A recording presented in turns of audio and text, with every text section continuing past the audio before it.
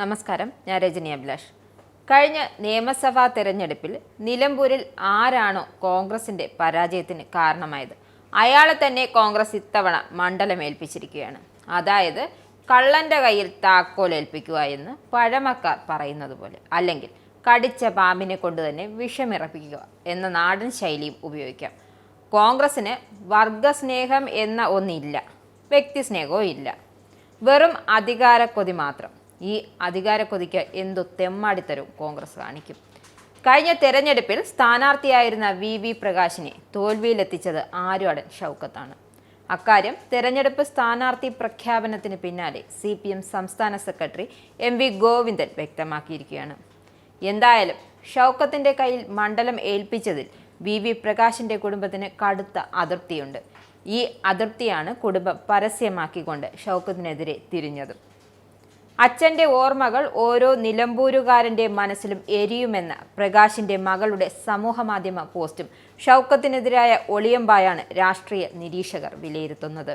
LDF പിന്തുണയോടെ 2016-ലും 2021-ലും നിലമ്പൂരിൽ നിന്ന് വിജയിച്ച അൻവർ UDF നേതാക്കളുമായി നടത്തിയ ഗൂഢാലോചനയുടെ വഞ്ചനപരമായ സമീപനത്തിൻ്റെയും ഫലമാണ് ഈ ഉപതെരഞ്ഞെടുപ്പ്. 2 തവണ നിയമസഭയിലെത്തിച്ച LDFനെ പിന്നിൽ നിന്നും കുത്തുകയായിരുന്നു അൻവർ.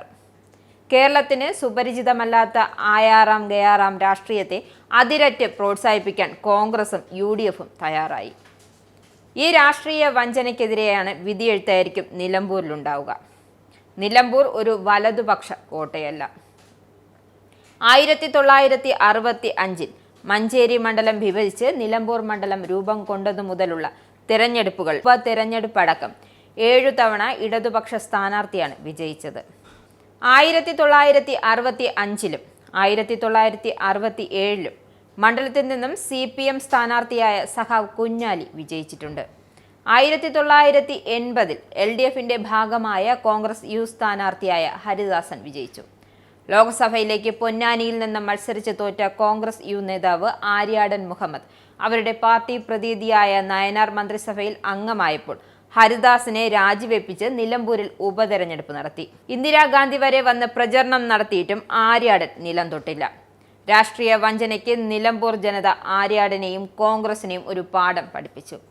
സമാന രാഷ്ട്രീയ സാഹചര്യമാണ് ഇപ്പോഴും നിലമ്പൂരിലുള്ളത്. UDFനൊപ്പം ചേർന്ന് അൻവർ നടത്തിയ രാഷ്ട്രീയ വഞ്ചനയ്ക്ക് നിലമ്പൂരിലെ ജനങ്ങൾ മറുപടി നൽകും.